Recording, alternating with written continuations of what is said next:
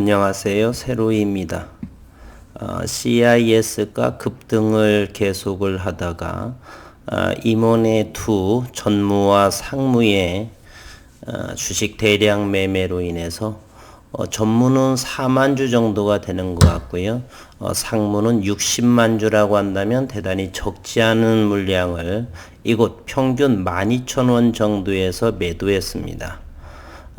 기업적인 내용, 그리고 전자공시, 그리고 수급 상황, 이렇게 세 가지를 통해서 CIS를 한번 들여다보도록 하겠습니다.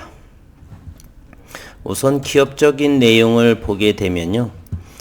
CIS는 지난 12월 23일, 4일 정도인가요? 불순물 함량이 감소된 황화물계 고체 전해질이 제조 방법 및 이에 의해 제조된 불순물 함량이 감소된 황화물계 고체 전해질에 관한 특허권을 1월 26일 날 취득했다라고 그러고, 지난 2020년 10월 6일 유지상 KETI 한국전자기술연구원의 차세대 전지연구센터장의 인터뷰 내용입니다. 전고체 배터리는 제조 공정 자체가 리튬이온 배터리와 완전히 다르다. 제조 장비부터 공정, 소재까지 통합적으로 고민하는 것이 필요하다. 차세대 배터리로 가장 유력한 후보는 전고체 배터리다. 전고체 배터리의 전해질 후보군 가운데 가장 유력한 황화물계 재료만 보더라도 공기 중 수분과 접촉하면 산화할 수 있기에 리튬 이온 배터리 공장을 그대로 활용하기가 어렵다. 중국도 아직 초기 단계에 있고 가장 앞선 일본과는 4에서 5년 정도 차이가 있다라고 했고요. 도쿄올림픽에서 전고체 배터리를 탑재한 전기자동차를 시범 운행하겠다고 예고할 정도로 제품화 단계에 다가섰다라고 했습니다. 토요다죠. 그러나 그는 전반적 전고체 배터리의 기술적 완성도가 아직은 낮은 수준이다. 전기차에 실을 만큼 전고체 배터리를 개발한 업체 자체도 토요타가 거의 유일하다. 유 센터장이 단기간 안에 전고체 배터리 시대에 넘어갈 가능성이 크지 않다고 본 근거이기도 합니다. 여러 고체 전해질 후보 가운데 유 센터장은 황화물계에 주목했고, 에너지 밀도를 끌어올리는 측면에서 비중이 높지 않은 황화물계가 더 유리하다 그랬고요. 2021년 작년 1월에 열린 세계 최대 IT 가전 전시회 CES 2020에서 대만 스타트업 기업인 전고체 배터리를 선보인 데 대해 그는 산화물계 추정으로 추정되고 동일한 부피일 때 산화물계 고체 전해질을 쓰면 황화물계에 비해 무게가 4배 더 무거워지기 때문에 에너지 밀도가 아직 충분히 나오지 않는다. 그리고 한국전자기술연구원 김영삼 원장은 전고체 전지 핵심 소재 황화물계 고체 전해질이 대기 안정성을 개선하면서도 이온 전도도를 높일 수 있는 소재 개발을 개발하고 12월 21일이군요. CIS 김수화 대표와 기술 이전을 체결했다라고 이분이 대표이사고 이분이 KETI의 원장님 이렇게 체결식을 했습니다. 그리고 금년도 1월 19일에 백승근 상무가 60만 주를 매도했다. 장내 13, 14, 15, 18 연일 장중에 매도를 하면서 60만 주를 매도하고 현재 남아있는 주식수는 95만 주를 가지고 있습니다. 그러면 전자공시를 통해서 내용을 잠시 한번 들여다보도록 하겠습니다. 우선 그 매도한 임원진 상무와 전무가 어떤 사람인지에 대해서 우선은 살펴보도록 하겠습니다. 지난 8월 13일이요. 반기 보고서에 보면은 주주에 관한 사항이 있고 이렇게 임원에 대한 상황이 나오게 됩니다. 대표이사로서는 김수아 씨고 68년생 원숭이띠가 되고요. 정명수 씨는 이번에 67년 양띠인데 전무로서 4만 주를 팔았죠. 학력으로 본 전무는 경북대학교 경영대학원을 졸업하고 전 한국정보통신에서 근무를 했다. 이번에 문제가 되는 백승근이라는 임원은 등기 임원이면서 1971년생입니다.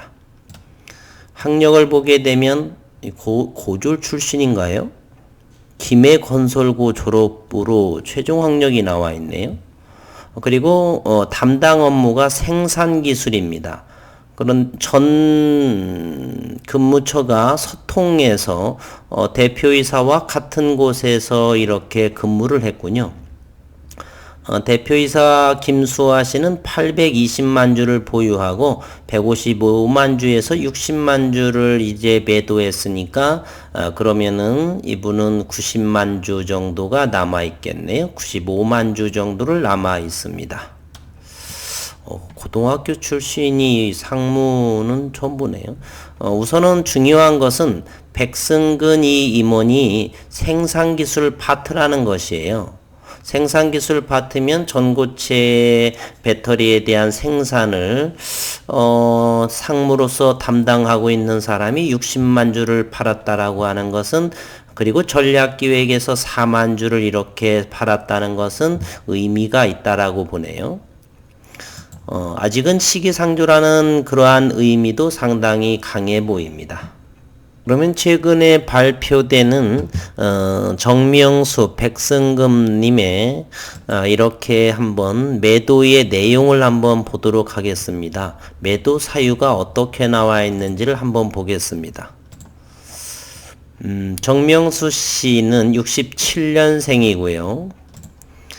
이렇게 12만 주에서 현재 4만 주를 팔았기 때문에 8만 주를 보유하고 있고요. 보통주 팔았고, 그리고 8만, 남아있는 주식이 8만 주인데 매도 사유가 나오지 않았네요. 즉 고점이라 생각을 하고 차익 실현한 것으로 일단은 보입니다. 그리고 백승근 임원을 보게 되면 백승근 71년생 경상북도 경산시 삼성현로이고 등기 임원은 2011년도에 됐습니다. 그리고 155만 주에서 60만 주를 매도했기 때문에 현재 95만 주 1.65%의 보유를, 지분 보유를 가지고 있고요. 이렇게 장내 보통주를 13, 14, 15, 18일 날 이렇게 매도를 했네요. 처분 단가는 11,400원에서 13,000원에 평균 단가가 11만 주를 이때가 이렇게 되고 60만 주 많이씩 또 팔았네요. 19만 주를 팔았고 22만 주를 팔았고 7만 9천 주, 11만 주, 총 4일간에 걸쳐서 60만 주를 매도쳤습니다.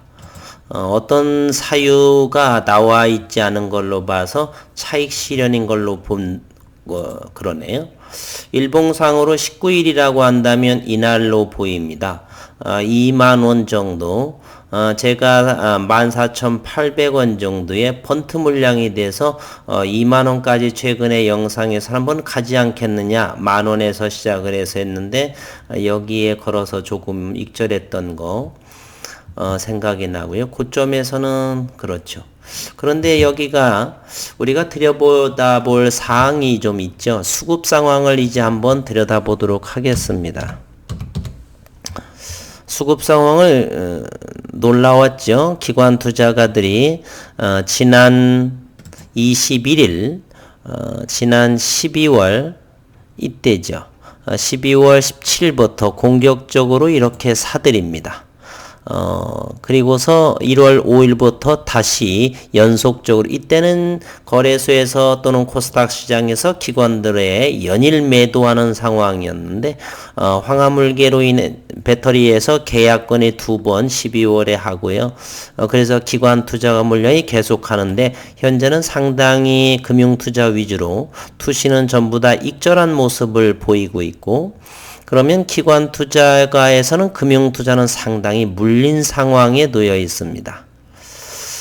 물린 상황. 그리고 최근 거래소와 그리고 코스닥 시장에서의 금융 투자는 상당한 매도를 줬기 때문에 현금이 대단히 많을 것입니다. 따라서 이 물량을 어느 정도 처분하기 위해서는 하방 경직이 나오고 이제부터는 선수 영역 같습니다. 그래서 저도 참여 좀 해볼까. 이제는 이렇게 기관 물량은 어쨌건 상당히 물린 상황이고요. 외국인은 이만큼 산 것을 1월 20일 날 49만 주를 전부 매도를 친 상황이고 그래서 15,000원 정도 이하 정도에서 10만 주 정도 단기적으로 외국인이 들어온 모습이고요. 어쨌든 이 기관 투자의 물량이 현금의 자금이 상당합니다. 따라서 현재가 흘러내리고 있는 상황인데요. 아직은 기업적인 상황을 정확히 아직은 주가가 갑작스럽게 급등을 했기 때문에 기업의 성장성이 있을지라도 슬로우하게 움직인다라고 본다라면 요거에 대한 상승에 대한 반납 그리고 하방 경직이 나온다라고 한다면 다시 한번 눌렸다가 다시 상승할 때쯤에 기관 투자 물량이 빠져나올 가능성은 대단히 높습니다. 따라서 너무 고점에 물리신 분들은 저점 공략을 잘해서 다시 상승을 줄 적에 또 추격을 한다든지 그런 것보다는 빠져나올 모색을 어느 정도를 해야 할 것 같은 생각이 이렇게 듭니다. 분봉을 통해서 그러한 모습을 보게 되면요. 최근에 SIC죠. SI 자꾸 발음이 CIS 죄송합니다. CIS고요. 주주분들한테 송구합니다. CIS입니다. 현재 이렇게 보게 되면 12월 21일부터 이렇게 급등세를 보인 모습을 보이죠. 여기에 대량 거래를 동반하면서 말입니다. 이곳이 거래량이고요. 그렇다면 이와 같은 자리에서 현재는 임원 매도로 인해서 투매가 이어질 것이고요. 따라서 어느 시기가 된다라면 이렇게 거래량이 줄면서 이렇게 하방 경직이 나오고 가격 조정의 이런 모습이 나올 수가 있습니다. 그렇게 해서 기관 물량이 빠져나오기 위해서는 어느 정도 이렇게 올려준 상황이 최선 외봉으로 죽지는 않을 것이고요. 다시 거래량이 과거처럼 이와 같은 큰 거래량보다는 하방 경직이 나오고 이 거래량보다 작은 거래량이 나오면서 여기를 돌파하지는 못하겠지요. 확률상입니다. 그러면 이 정도에서 이와 같은 자리에서 이렇게 다시 이런 모습 그럼 따라서 반드시 쌍봉을 찍기 위해서라도 다시 한번 상승의 힘을 줄 것입니다. 이런 자리를 잘 공략을 하시면 나오시는데 큰 무리는 없을 것이다. 이렇게 의견을 내어봅니다.